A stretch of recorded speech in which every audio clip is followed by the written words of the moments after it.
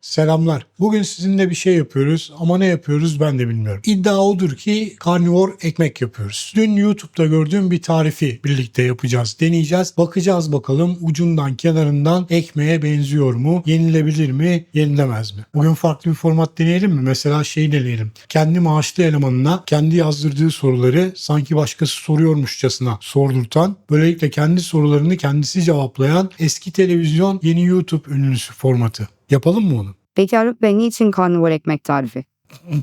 Ben bugüne kadar bu vegan pirzola, yok işte karnivor ekmek, ketojenik pişmaniye falan gibi saçma sapan tariflere hep gülerek dalga geçerek baktım. Ulan canın ekmek istiyorsa adam gibi otur bir dilim ekmek ye. Neden böyle kendini eziyet ediyorsun? Hem ekmeğe hem karnivor beslenmeye böyle saygısızlık ediyorsun diye düşünüyordum. Fakat hayat insana her durumda haklı olmayabileceğini yaşatarak öğretme gibi bir özelliğe sahip. Şimdi ben son bir aydır çok katı bir etçil beslenme uyguluyorum ve son bir haftadır da canım deli gibi karbonhidrat çekiyor, ekmek çekiyor. Şimdi ben bir dilim ekmek yesem onun orada kalmayacağını yaşayarak öğrenmiş bir insanım. O bir dilim ekmek önüne geçilemeyecek bir zincirleme reaksiyonu tetikleyecek. Ondan sonra ben bir dilim ekmek yüzünden o bir aylık azmi, bir aylık sebatı bir kenara bırakıp kendimi bir anda birayı kafaya dikerken, profiterolü avuçlayarak yerken bulacağım. Hiç gerek yok. Baktım tarifte böyle puf puf aynı ekmek gibi görünüyordu. Bakalım bir deneyelim dedim. Şimdi bugün onu deneyeceğiz. Hazırlıksız falan dan diye çekiyorum bu videoyu. Beğenip beğenmeyeceğimi ben de bilmiyorum. Ama size şunun garantisini verebilirim. Beğensem de beğenmesem de fikrim neyse dürüst bir şekilde söylerim. Şimdi gelelim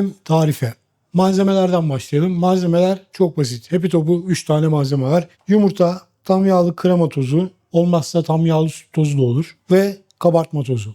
Evet, öncelikle bu 3 yumurtayı bu büyüyecek kabın içerisine kameraya, ışıklandırmaya, şuya buya sıvaştırmadan, bulaştırmadan kırıyoruz. Normalde bu kadar sarsak değilimdir. Kıpırdayabileceğim yer 10 santimetre. Arkasından güzelce çırpıyoruz. Mikseriniz varsa onunla da yapabilirsiniz. Ben mikser falan yıkamaya üşendim şimdi. Bu kadar yeterlidir tahmin ediyorum. Arkasından bu kabartma tozundan bir yemek kaşığı bunun içerisine ekliyoruz. Yumurta haricinde her taraf kabartma tozu oldu.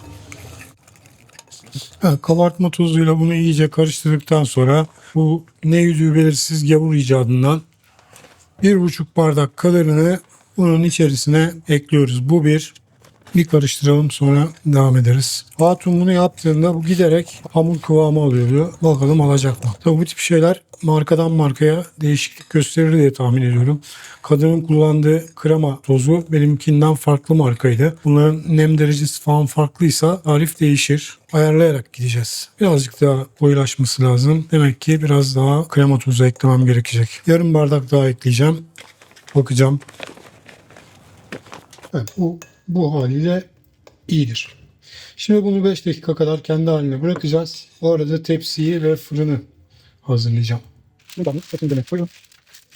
Islak bir kaşıkla bunun içerisinden bolca alıp ıslattığım ellerimle şöyle şekil verip yerleştiriyorum.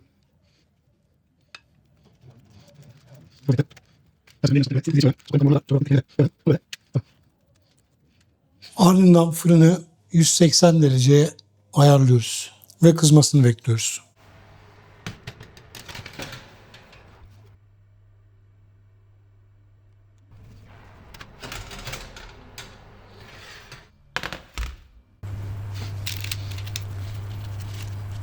Şimdi ekmek oldu mu?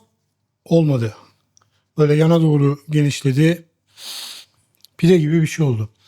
Fakat konu da zaten bu değildi. Konu bunun arasına köfte koyup yediğimde hamburger gibi bir şey olacak mı? Yenildiğinde ekmek tadı verecek mi? Gelin ona bir bakalım isterseniz.